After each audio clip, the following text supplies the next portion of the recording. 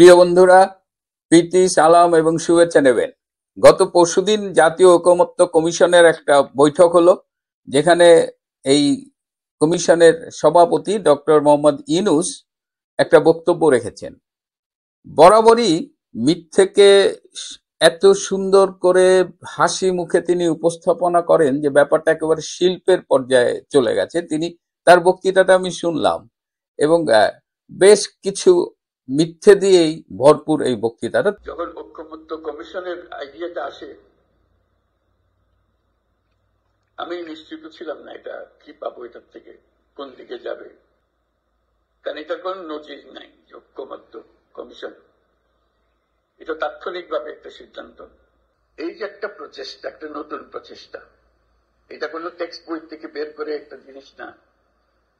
আমাদেরই বর্তমান পরিস্থিতিকে উপলক্ষ্য করে আমাদের একটা সমস্যা সমাধানের পদ্ধতি হিসেবে চেষ্টা করে দেখলাম। এটার কত নজির নাই, কাজে এটা শুধু বাংলাদেশের অভিজ্ঞতা বলে থেকে যাবে না,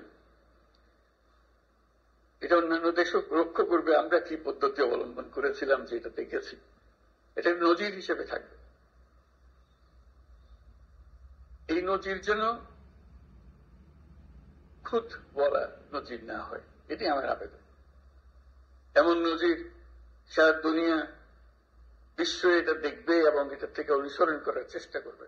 তিনি এই জাতীয় ঐকমত্য কমিশন প্রসঙ্গে বলেছেন যে পৃথিবীর আর কোন দেশে এরকম কমিশন হয়নি, this is for the first time, এবং এটা সারা পৃথিবীর কাছে একটা নজির হিসেবে থাকবে। হোয়াট এ লাই!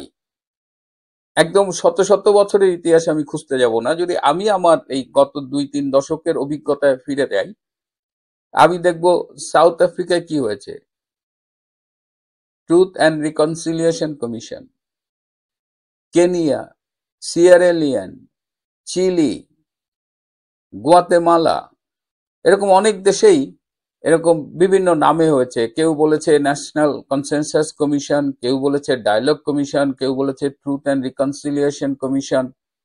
যে কোনো রাজনৈতিক দ্বন্দ্ব সংঘাতের পরে একটা সবাই মিলে একটা বৈঠক করে এই ধরনের কমিশন করে, ইটস নাথিং নিউ।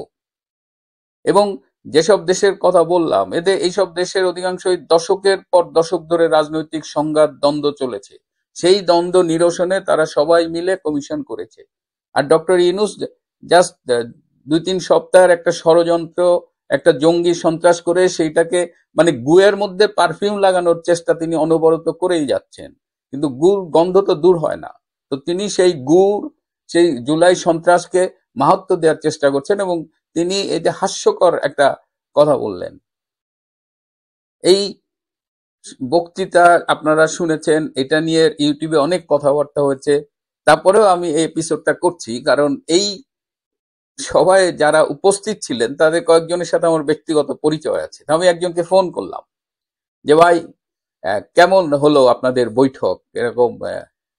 উনি প্রথমেই যে কথাটা বললেন দূর ভাই, হালায় বোগাস। উনি ডক্টর ইউনূস সম্পর্কে বললেন হালায় বোগাস। উনি কিন্তু নিজেও এই ঐকমত্য কমিশনের যে পার্টিগুলো আছে তার মধ্যে একটা পার্টির প্রধান। তাহলে এই হলো মানে এই দুটো শব্দের মধ্য দিয়েই বোঝা গেছে যে কি ঐকমত্য হয়েছে এবং ডক্টর ইউনূস কি করেছেন। বললো যে ভাই, ক্লাসে যেমন দেখেন না যে টিচার যখন আসে ভালো পড়াইতে পারে না, তখন ক্লাসের ছাত্ররা এদিক ওদিক কথা বলে, গুনগুন করে, গসিপ করে। তো ঐকমত্যের বৈঠকগুলো আসলে এখন ওই রকমের অবস্থায় পৌঁছাইছে। আলী রিয়াজ একদিকে কথা বলতেছে, জামাত আর একদিকে কথা বলতেছে, এনসিপির বান্দরগুলা আবার লাফাচ্ছে, আর এদিকে নিজেদের মধ্যে কথা বলছে। এখানে কোনো ডিসিপ্লিন নাই। তা বললাম যে সব তো আমরা শুনলাম, এর বাইরে আমাকে কিছু তথ্য দেন, আমি আমার ইউটিউবের দর্শকদের সাথে শেয়ার করি। বললো যে ডক্টর ইউনূস খুব ভয় পাইছে।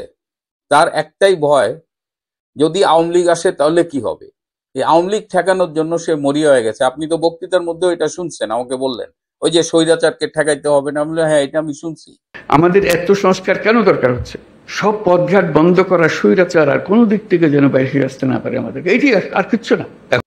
এবং ডক্টর ইউনূস এই যে সর্বদলীয় যে এই যে ঐকমত্য, তথাকথিত ঐকমত্য, এখানে আবার এদের মধ্যে কিন্তু ঐকমত্য নাই। বিভিন্ন ইস্যুতে এদের মধ্যে গ্যাঞ্জাম আছে, মনোমালিন্য আছে, এ ওর কথা শোনে না, ওটা মানে না।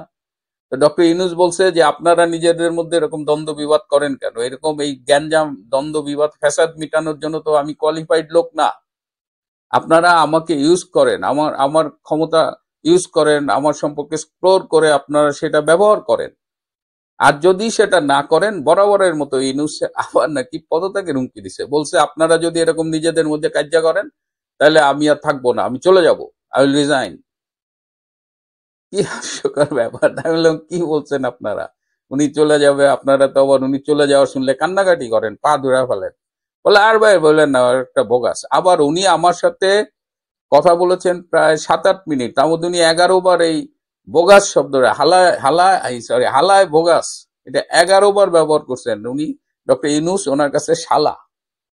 তো এই হলো বিষয়। তো আমি বললাম যে ভাই উনি যে বললো আলাউদ্দিনের চেরাগ ঘোষা আপনারা দত্ত পাইছেন, তো দত্তর কাছে আপনারা কি চাইবেন, এই ব্যাপারে আপনাদের কি ঐকমত্য স্থাপিত হইলো? আমার মাঝখানে একটু মনে পড়ছিল আলাদিনের প্রদীপের কথা। ঘষা দিলে একটা দত্ত বেরিয়ে আসে। দত্ত এসে জিজ্ঞেস করে কি করতে হবে আমার।